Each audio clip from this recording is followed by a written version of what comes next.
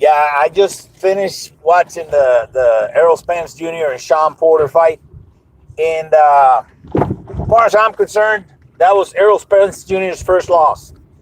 Even with the late knockdown in the fight, um, Sean Porter beat him. He out hustled him. Sean Porter out hustled Errol Spence Jr. He outworked him. He out punched him. Now, here's the deal that with the freaking punch stats or CompuBox or whatever you want to call it, they're both bullshit. You, you see the number and people say, "Oh, he connected more." No, yeah, it didn't. A lot of the both of these programs, CompuBox and PunchStat and whatever, they're the same shit. If you make contact with a punch anywhere on the other guy's body, even on his gloves, even on his forearms, it counts as a punch landed. That's it. That's ridiculous, So you can actually land 200 punches on somebody on their forearms, and they would count for PunchStat and ShowBox, or and CompuBox, and all of them. So it's ridiculous, those punches don't do anything. Or the punches, you could actually see Canelo's fight with Triple G live when somebody was punching, hitting the counter of the punch counter, as Triple G was hitting Canelo's gloves, and they counted. Yeah, that's fucked up. But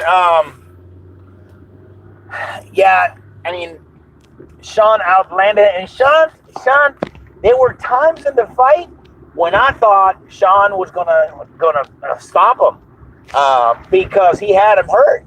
He had Errol Spence Jr. He had him hurt to the body. He did to Spence Jr. what Spence Jr. does to people, which is attack the body. But and not only that, Sean hit him with so many punches from so many angles. I've never seen Errol Spence Jr. Get hit so many times and be hurt so many times, especially to the body. Now, I've been saying it for a long time that Errol Spence Jr. is not the super fighter they make him out to be. He's not. He's a really good fighter. Really. Technically sound, he can punch. He's not a devastating puncher, but he punches hard. And the best thing he has is his body attack and his work rate and stamina.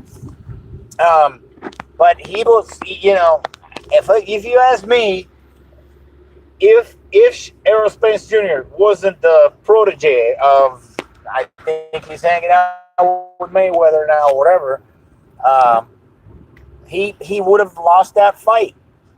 The best he could have done tonight was a draw. The best. That I'm talking about Errol Spence. He did not score 116, 111. That did not happen. Okay. I mean, there was round after round after round of Sean Porter out hustling him, jumping on him, and then Errol Spence keep coming forward, thinking he's going to intimidate Sean Porter. Sean twists him around or catches him coming in, he's just and then here's the other one. I have not seen so many low blow punches landed by a fighter and not even get a warning. Not even get a warning from the referee. Errol Spence must have landed. Just watch the fight again. I'm not talking shit, man. I'm telling you, these were not borderline things. There was a full-on low blow on Sean Porter, and the referee saw them. And he didn't just say shit. Nothing. I mean, it's just he was headbutting Sean. He was taking his forearm and pushing Sean's throat, elbowing him.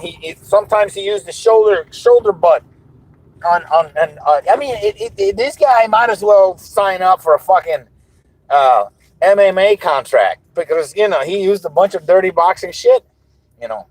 Yeah. I mean, I don't know any other boxer. If it hadn't been Errol Spence Jr., they would have deducted at least 1 point. at least. So, I mean, so many times he did. It's like, Jesus Christ. And even the fucking reruns, I mean, the playbacks, are they were, when they were showing the previous round, and in between rounds, you could see this fucking guy, Errol Spence Jr., landing a bunch of low blows. I mean, this guy, I mean, flat out. And Sean Porter is a hustler inside, but he's not a dirty fighter like Errol Spence Camp wanted to say. Oh, he's a dirty fighter. He ain't no dirty fighter. He's just a hustler and an inside fighter. And he showed it tonight. He out-hustled Errol Spence Jr. and he beat him. Errol Spence Jr. got his first defeat tonight at the hands of Sean Porter. Sean Porter beat him, hands down. One knockdown. And it was funny because after when the referee was making the count, Sean Porter was telling Errol Spence, "Hey, let's go, let's go. Come on, finish me." And he jumped on him, Sean Porter. So I mean, the heart of Sean Porter. I have so much respect for Sean Porter, even more so than Errol Spence Jr. now, because there was no need for Errol Spence Jr. to fight a dirty fight. Not that he doesn't fight dirty, but he didn't need to do all that, low blow and elbowing and headbutting, and I mean, it was just shoulder butting, and it was just nasty. Sometimes he was holding the back of the head and hitting at the same time, and it wasn't just a few times. It constantly throughout the fight, he was, whenever he got in a situation he didn't know how to do, he resorted to dirty tactics. So, I still say it.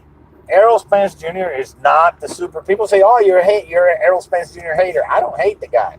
He's a kid. He's a young cat, and I wish him the best. But this aura of invincibility that people have around him, it was shattered tonight. He got his ass handed to him by a shorter guy with the heart of a lion. And let me tell you something. This fight is gonna increase Sean Porter's stock everywhere in the world. He positioned himself tonight. Sean Porter did as an elite amongst the elite fighter, because not only, I mean, there's a couple of things I would work on him. Because there were a couple of times when the 1-2 was there all night, man. And I know he listens to his father a lot, and his father has a lot to do with him being successful. But maybe his father can start implementing using the 1-2 more, especially in the second half of the fight. Because there were so many times when Errol Spence Jr. was just right there to be punched in the face with an easy 1-2, and he didn't take it, because I think a lot of it has to do because Sean Porter he's a dog fighter. His pride. He's so proud. And sometimes pride can hurt you. But if he wanted to, he could have used that 1-2 and maybe even knocked him out. It was there. I mean, like I said, quite a few times I saw Errol Spence Jr., get hurt. He was gassed in a few times after the relentless body attack. And it was all by design. I think Sean Porter is one of the most cerebral boxers out there. For the performance he gave tonight, and I believe wholeheartedly beat Errol Spence Jr. tonight. He's one of the most cerebral, well-adjusted adjust on the fly fighters out there. So my hats off to Sean Porter and his team for a tremendous fight. Thank you for giving us underdogs hope, because I consider myself an underdog, and he's been the underdog, classified as the underdog for a long time, and every time he steps up there and does this thing, this bravery and this performance where he finds a way to do his job and and take on the so-called unbeatable giants of boxing, it makes us underdogs get up in the morning one more day, man, and say, you know what, that little guy out there, 5'6", 5'7", can get up there with the best of the best and beat him in front of millions of people. Shit, I can do it. I can do whatever the hell I want, you know. So thank you for everything, Sean Porter, and hey, I'm not going to congratulate Errol Spence on that. He didn't win that fight. That was a gift. So, but you know, great fight for Sean Porter.